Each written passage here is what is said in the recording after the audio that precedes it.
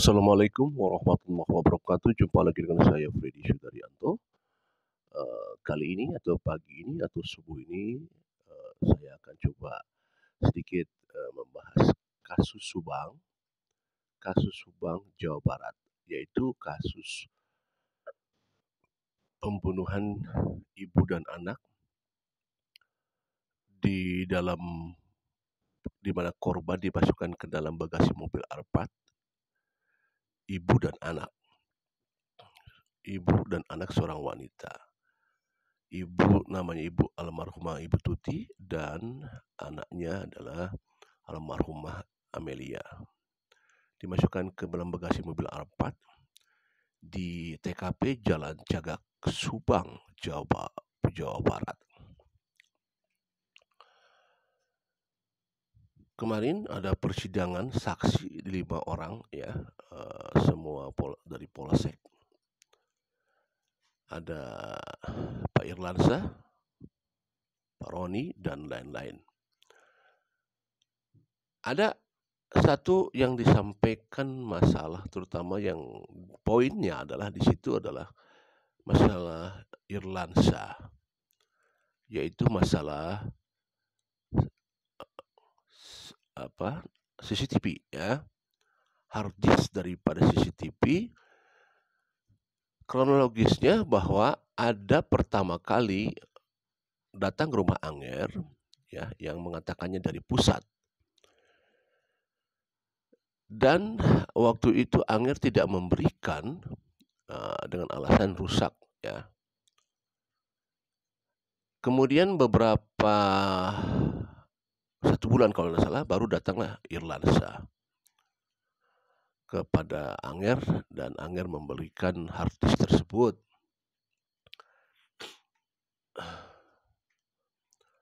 Kepada saudara Irlansyah. Memang ada sesuatu hal yang menurut saya ada sedikit kejanggalan lah ya. Ya sebenarnya gini, pada saat dikatakan dari pusat dan informasi yang saya dapat katanya dari Polda Jabar. Itu kan di bulan September, berarti 1 bulan ya. Kejadian adalah Agustus dan 1 bulan September datanglah kepada saudara Anger itu. Tentunya pada saat saudara Anger melihat isi daripada CCTV tersebut, dulu kan belum ada kecurigaan ya. Artinya belum ada indikasi-indikasi kecurigaan siapa kira-kira pelakunya. Kemudian Anger mengetahui bahwa di CCTV itu ada seorang penampakan, yaitu Pak Yosep, dan seseorang yang berjaket hitam, katanya celana jin. Tentu pertanyaannya, kapan Anger mengatakan demikian kepada pihak kepolisian? Gitu kan. Pada saat misalkan bahwa CCTV itu diambil oleh Irlansyah, kemudian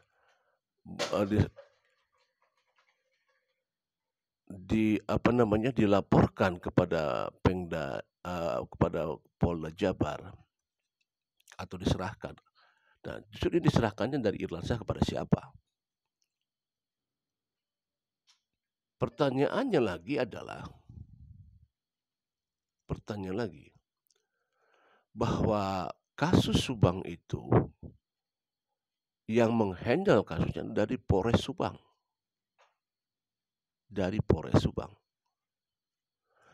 Dan kalau kita tahu serah terima Polres Subang kepada Polda Jabar itu kan beberapa bulan. Artinya belum ada keikutsertaan dari Polda Jabar. Tapi kalau dikatakan dari Anger bahwa orang pusat dan disampaikan orang pusat dari Polda, kemarin saya dengar dari perbincangannya Kisono dan Kang Heri Susanto bahwa katanya pusatnya itu adalah Polda. Padahal Polda belum diikutsertakan atau belum ada serah terima pelimpahan kasus dari Polres Subang ke Polda Jabar. Tentu jadi pertanyaan, kalau memang itu pusat dari Polda, siapa sebenarnya itu? Ini jadi pertanyaan, ya. Kemudian di samping itu ada hal yang menarik di Angger sebenarnya. Ya, Angger ini sebenarnya bisa jadi kunci sebenarnya, ya, bisa jadi sebagai kunci pembuka kasus Subang ini gitu. Karena CCTV itu sebenarnya satu pertanyaan yang memang harus dijawab dan akan kita nunggu jawabannya. Apakah benar Angger melihat Pak Yosep di sana dengan CCTV itu? Tentu jawabannya harus dilihat CCTV-nya kan, dan diperhatikan bersama apakah memang itu adalah Pak Yosep. Kalau memang sudah jelas bahwa Pak Yosep ada di sana, ya sudah jelas tidak akan lagi berkata-kata, ya. Karena kalau memang CCTV itu ada dan memang keberadaan Pak Yosep bisa jelas, ya sudah, berarti sudah memutuskan semua alibi, ya. Walaupun ya alibi itu masih bisa apa disebutnya di situ, persesuaian. Kenapa saya mengatakan persesuaian? Bisa saja bahwa betul yang ada di CCTV itu yang disampaikan oleh Angger bahwa memang Pak Yosep ada di sana jam 5.30. Kemudian kan kalau alibinya Pak Yosep bahwa Pak Yosep makan surabi di Mancar. Kalau misalkan persesuaian bisa saja, sekali lagi bisa saja 5.30 itu adalah berangkat dulu pulang ke Cijengkol, ya. Kemudian di sana beli surabi dulu dan balik lagi ke TKP. Ya itu kan persesuaian bisa saja disesuaikan.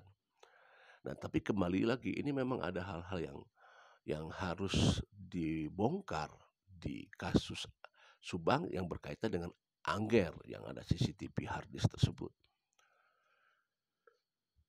Kenapa kok ada orang pusat datang ke Angger, kemudian ada Irlansah datang ke Angger? Apakah mereka semua itu adalah keinginan sendiri? Yang dikatakan oleh Angger adalah orang pusat. Apakah dia datang keinginan sendiri? Kemudian Irlansah juga harus dipertanyakan apakah itu keinginan sendiri? Ataukah ada orang di belakang yang memerintahkan? Kan ini sebenarnya harus dipertanyakan harusnya. Siapa di balik itu semua sebenarnya? Karena penampakan CCTV itu jelas-jelas akan membuka semuanya. Membuka kasus Subang. Ya, kalau Pak Yosep ada di sana berarti ya sudah. Ngapain di sana jam 5:30 kan gitu. Pada saat jam krusial. Ini yang harus dibongkar CCTV ini. Punten kan sebenarnya bisa diurut ya.